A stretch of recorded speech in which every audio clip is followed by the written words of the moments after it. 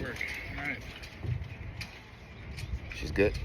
So Looks like she's leaning towards my way though, a bit. Is that proper? what's that?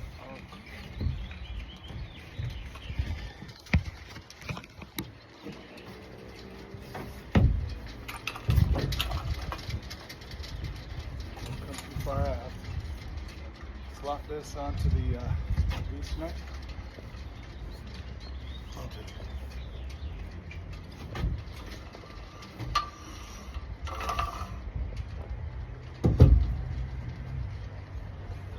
May find it sitting right down on the seat helps. Okay. Come on forward here Oh, let me- so you can see the end of the boom. Come on up here. Leave it in the crotch back there. Up here so you can see the end of the boom. That's the gooseneck. It goes into the hole in the end of the boom. End of the boom. This is the boom. All right. Oh, okay. Got you.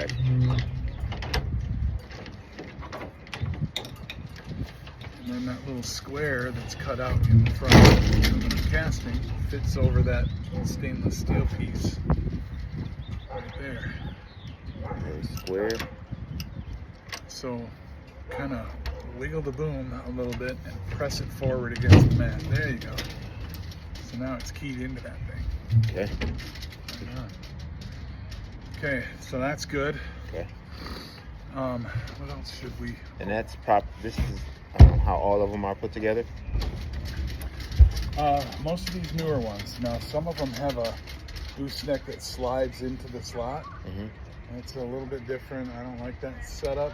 Those goosenecks aren't robust enough. You can see how heavy duty this thing is. You know, it's really quite chunky. Mm-hmm. Yeah. Some of those old ones are made of thinner metal, and when they slip in, they're kind of a smallish thing that's able to slip into this track.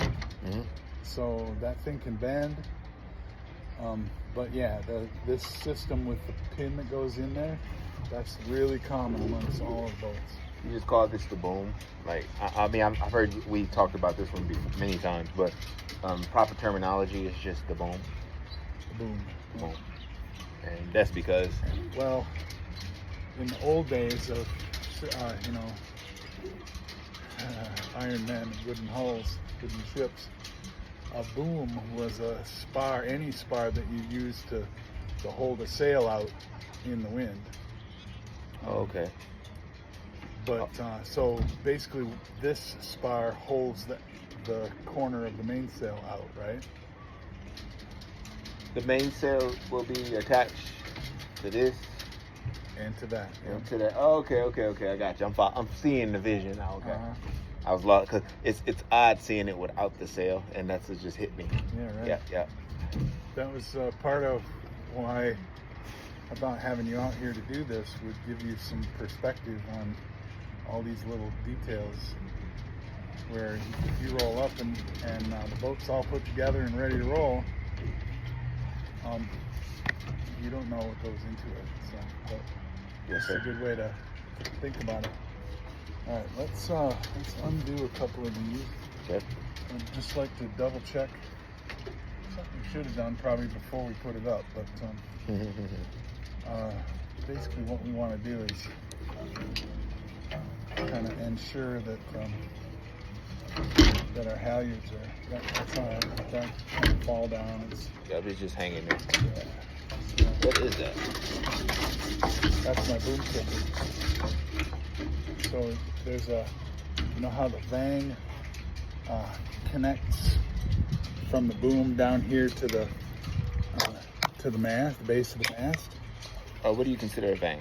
I heard Well, that term too. Yeah, a vang is a rope or a system of ropes. It can be a block and tackle, but it's a vang is used to control a spar, to control a boom.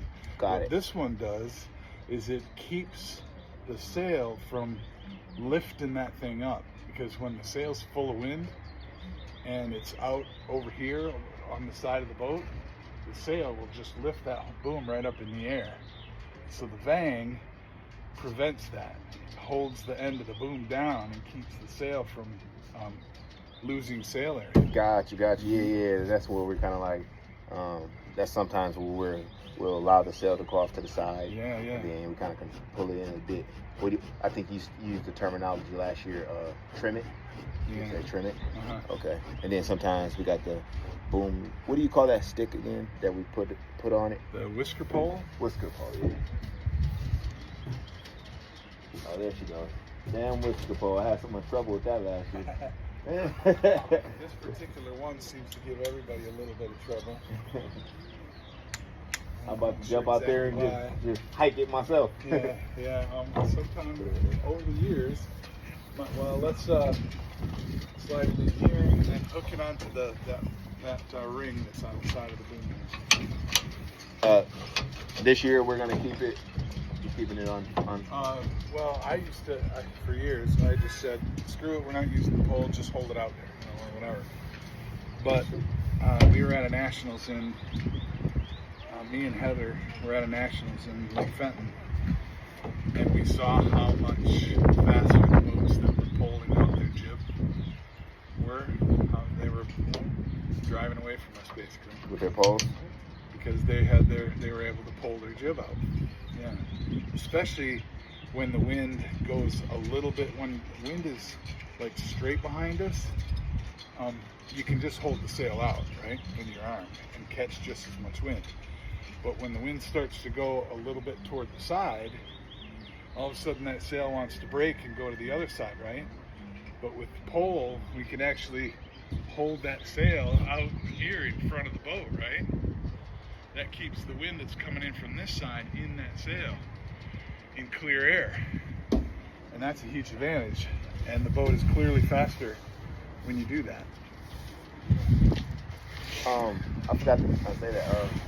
Got her name. Maybe we speak about the same lady. Her son sailed in Regatta last weekend, but she offered for me to come out to the Fenton boat club to just sail with them. And I'm saying, you said you've been there a couple times. I was wondering, would you like to go? Go out there with me. I don't know. Possibly. Gotcha. She asked me to come out this weekend, but would probably be. Where are you going? Where do you want to go out? Lake Fenton. She said come out there and check out the club and go with them. And she was trying to plug me in to come train that yacht club. She said they need some fitness trainers in there, and we can host a class or something. Oh, I see. Go ahead and pull that forward. Not too far. All right. It's going to go through the big pulley on this little guy right here. Oh, got it. So we're basically lacing up our main sheet. Pull it through there, yeah. Go down through this one, forward and then back again.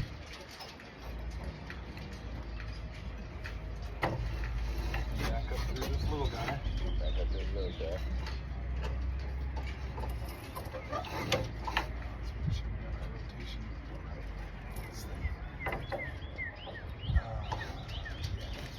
Through this way.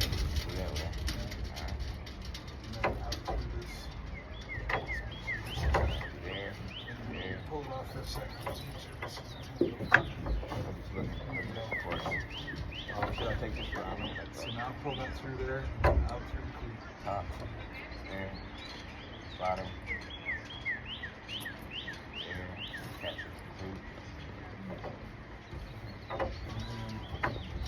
I would tie a stopper knot. That where the stopper is. Yeah. And then it's got to do figure 8. Figure 8, alright. I got you. I think I can do it. Correct.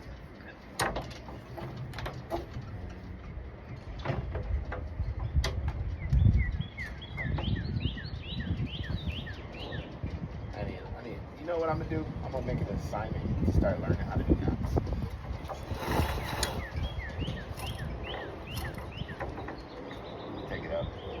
tip out.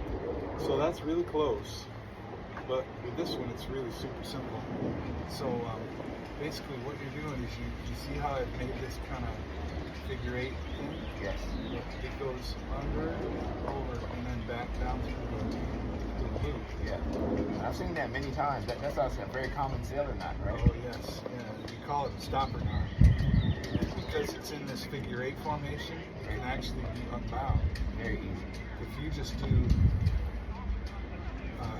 if you do a stopper like this, There's no way you're getting that out. that thing, especially if you like really bind it down. Yeah, WD-40. Yeah, you got that's like I mean- cement knot. Yeah, you might be able to get it out, but with pliers and a fid and Nobody has time for that'll that. work at. Alright. So then pull that guy through. Just go ahead and pull that till it's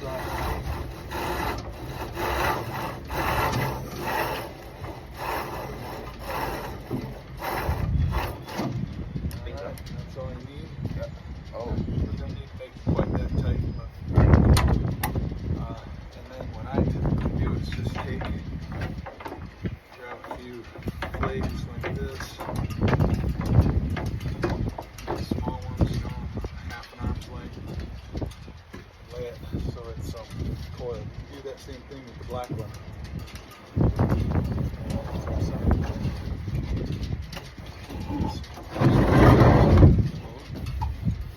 And then once you got that handled, it looked like it's already tight. it is. It's holding up the center board. Okay. Oh yeah. That center board will want to try to drop down on the concrete. All right, yeah. So go ahead and just coil that line and hang it over this creek. Like we did, Figure 8 it. like we did with the red one. What's that? Figure 8. No. Coil it. Just coil it up. Oh, okay, like I got did. it. Okay, I see what you're saying.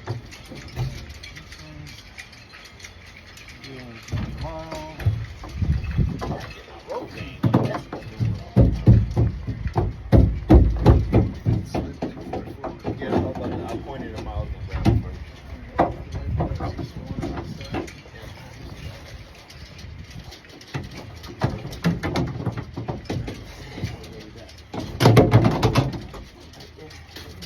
You're reaching in for